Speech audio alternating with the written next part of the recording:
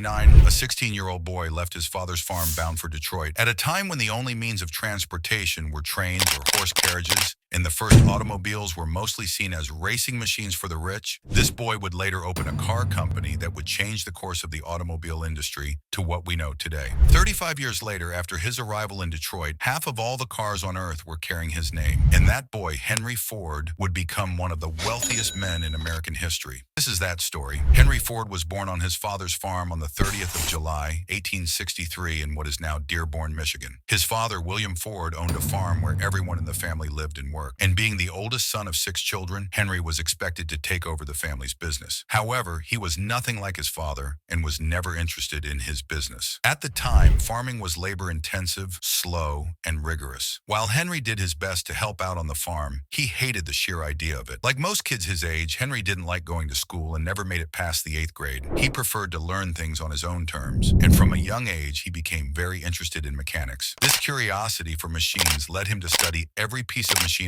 he came across. At the age of 12, his father gifted him a pocket watch, and after playing around with its movements, he learned how to take it apart and put it back together in a matter of minutes. He later gained a reputation as a watch repairman. When Henry turned 13, he came across a steam engine for the first time in his life during a school trip to one of Detroit's companies, and that's when his passion for mechanics became an obsession. And for the next few years, it became his new hobby. By the time he was 15, he had constructed his first steam engine, but his life took a turn when Henry lost his mother, Mary Ford, to a sudden illness. Henry had shared a deep bond with his mother and was closer to her than anyone else on the farm. Devastated by her loss, Henry's hate for the farm intensified. He began looking for a way to escape his situation, as the farm held too many memories of his dear mother. After turning 16 and against the wishes of his father, Henry packed his things and left the village in search of a new direction in life. Henry retired to his estate and later died of a cerebral hemorrhage on April 7th, 47.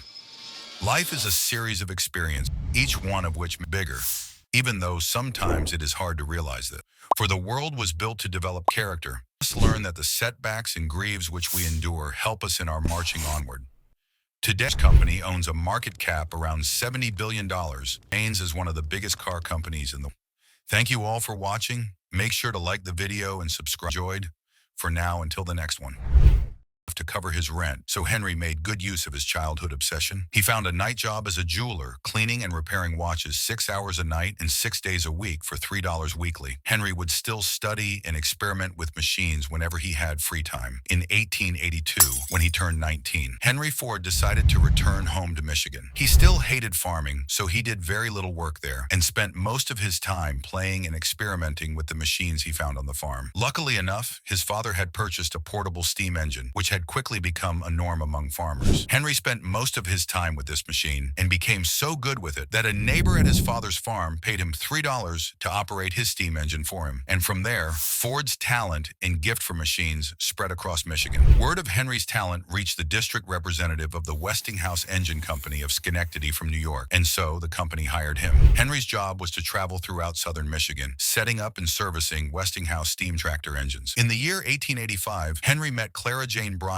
at a New Year's Eve party and got engaged the following year. As a wedding gift, Henry's father gave his son 40 acres of land, but rather than turning it into a farmland, Henry had other ideas. In 1891, Henry and Clara moved to a small apartment in Detroit. Around this time, Henry came across a British magazine and learned about the gas engine. This gas engine was being produced in small quantities by a German engineer called Nikolaus Otto and was very different and far more efficient than steam engines. For one thing, they didn't need 30 minutes to start up because the engine did all the combustion it needed internally. Although this new engine was fast becoming really popular in Europe, only a few people had heard about it in America. Luckily enough for him, he found someone in the city who owned one. Henry immediately fell in love with the gas engine, but he couldn't understand how it worked, and the fact that the gas engine was powered up by an electric spark made things even worse. Knowing he had to learn more about this, Henry applied for work as a night engineer for the Edison Illuminating Company for a salary of $40 a month. At the time, the company was the biggest electric company in Detroit, and it was generating electricity to 1,000 homes in the city using a steam engine. So this made Henry more than qualified to work there. His job was to primarily fix the engine whenever it broke or developed a fault, but when it was working fine, he didn't have much else to do. This gave Henry enough time to immerse himself in learning about electricity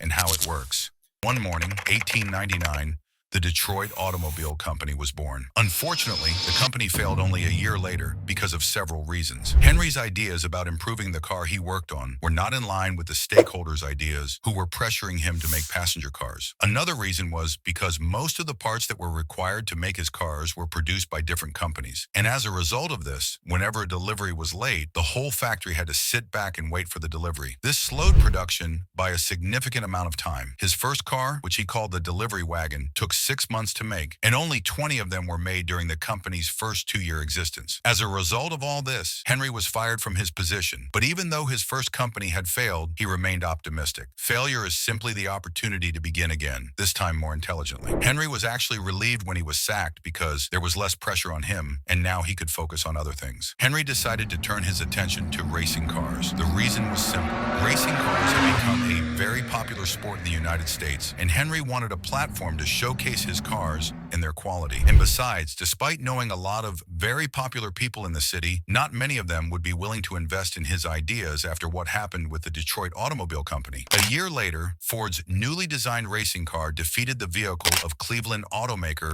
Alexander Winton, as well as the nation's leading national racing driver, Grosse Pointe. Henry's 26 horsepower vehicle became the talk of the town, and that kind of popularity gave investors the confidence they needed to back Henry the second time. The result was the birth of the Ford Motor Company, with Henry as the chief engineer. Not too long after, Henry's position was again hanging on a thin thread. The reason was because Henry continued to work making race cars, which infuriated his investors. They wanted him to create passenger cars they could sell to the masses, and so they brought in another Henry Martin Leland, to do their bidding. Ford was annoyed they had brought in someone else to take over his place, and so he left the company. In his autobiography, Henry is quoted saying, "I resigned, determined never again to put myself under orders." Henry Leland, on the other hand, followed the wishes of his investors and went on to create what today we know as the Cadillac. With Henry Ford gone, the name of the company was changed from Ford Motor Company to the Cadillac Motor Company. Henry and a former racing cyclist by the name of Tom Cooper continued building racing cars. In 1902, they produced the Ford 999, an 80-horsepower car that was driven by Barney Oldfield, a former bicycle racer who had never driven an automobile in his life, surpassing Winton's car again. By 1904, Henry's new car broke all the American records, driving at a top speed of 91.4 miles per hour. With these records and victories, Henry had established himself as the best American designer for racing cars. With that kind of reputation, he knew he would be backed again by investors whenever he was ready to start up his third company. With the support and financial backing of 11 investors, especially a coal dealer from Detroit, Alexander Young Malcolmson, Henry's son, third company came to life. The company was initially called Ford and Malcolmson Limited, but was later changed to the Ford Motor Company in 1902. After failing in his first 2 attempts, he was determined not to fail again. Ford turned his attention to creating a vehicle that was affordable for the common man. You see, at the time, owning a vehicle was a luxury that could only be afforded by the wealthy ones. The reason being, these vehicles were made by extremely skilled engineers, and most of the cars made were strictly for racing. At the start of his new company, Henry made a statement to his associates and investors. "I will build a motor car for the great multitude, constructed of the best materials, by the best men to be hired, after the simplest designs that modern engineering can devise, so low in price that no man making a good salary will be unable to own one." Ford had a knack for identifying and attracting the brightest talents in the business. He hired many impressive young men who shared and believed in his vision. As for the design of the car, Henry made over 20 of them before he got one that finally worked. He called it the Model A. For the next 5 years, Henry kept improving the Model A, which was followed by the Model N.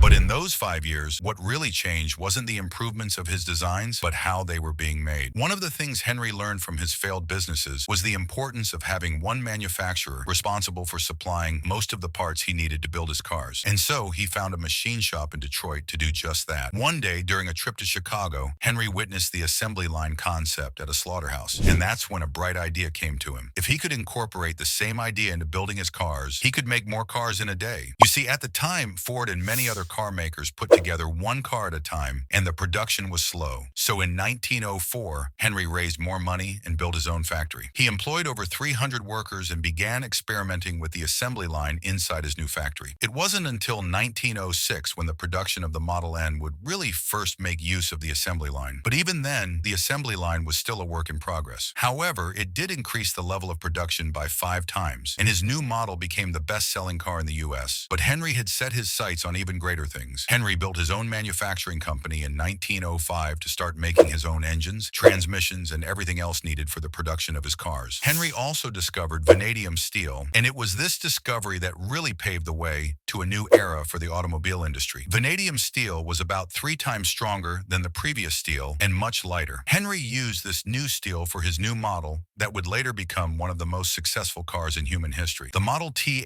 business, absolutely devoted to service, will have only one worry about profits. Henry Ford dreamed of making automobiles for the common man and for everyday use, and the Model T was the answer to that dream when it was first released. It was one of the most expensive cars Henry had ever made. The price for the Model T was set at $850, which would be something around $21,000 in today's currency. But despite its price, it quickly became a fan favorite in the US. In a matter of days after its release, 15,000 orders were placed, and the Ford Motor Company soon became the #1 car company in America. Henry realized he needed a bigger factory to produce over 100 Model Ts a day, and so in 1910, he built a new plant in Highland Park, Michigan. After several experiments, the assembly line was officially in working order by 1913. This allowed work to be taken to the workers, rather than the workers moving in and around the vehicles. The vehicle was pulled down the line, building it step by step, and the new process reduced the time of production from 12 hours to 90 minutes. By 1914, their production rate of over 300,000 vehicles was more than all the cars produced by other car manufacturers combined. Between 1910 to 1916, the number of Model Ts being produced moved from 20,000 to almost 1 million. By then, about half of all the cars on Earth were Fords. Henry had another brilliant game plan that would make him stand out in the automobile market. Every year, the number of the Model T's production output increased, so he reduced the price of the car. In fact, by 1916, the price of the Model T that once sold for $850 was now selling for less than $400. But that wasn't the only brilliant strategy Henry adopted. You see, despite Henry pioneering the age of the automobile in America with the assembly line, a lot of his workers weren't happy with this innovation. Many workers found doing the same thing over and over again boring, and the skilled craftsmen among them found their new job insulting, as they were tasked with just 2 duties instead of building a whole car. As a result, workers began to leave Ford to work for other companies. To combat this, Henry doubled the workers' wage, raising it to $5 a day. Many companies laughed at this move, believing it would quickly bankrupt the company, but it did the opposite. Mechanics from all over the country flew to Detroit in search of higher wages. We believe in making 25,000 men prosperous and contented rather than following the plan of making a few slave drivers in our multimillionaire establishments. Not only did Henry Ford increase the wages of the mechanics who now worked for him, but he also gave them an hour off from the number of hours they were required to work. The change in shift allowed Ford to hire a new set of workers for a 3rd shift and create a 24-hour operation. Henry had changed the business and manufacturing world across the USA. There is one rule for the industrialist, and that is make the best quality goods possible at the lowest cost possible, paying the highest wages possible. In 1919,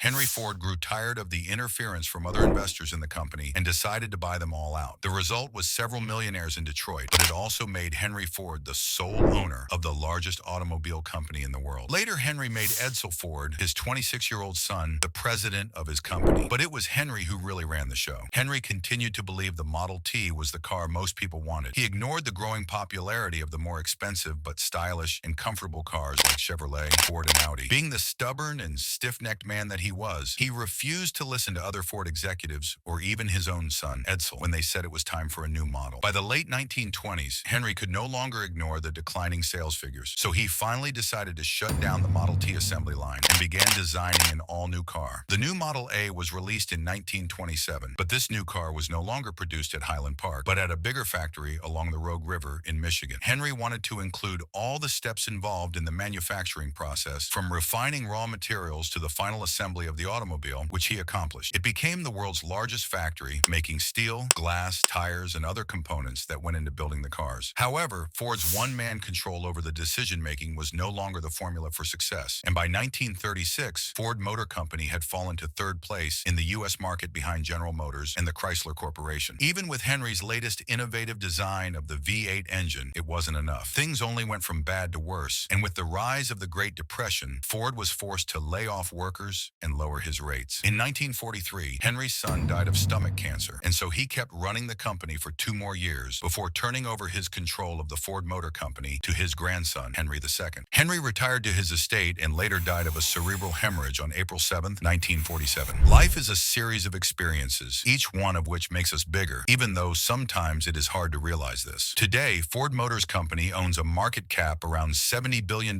and remains as one of the biggest car companies in the world. Thank you all for watching. Make sure to like the video and subscribe if you enjoyed. For now, until the next one.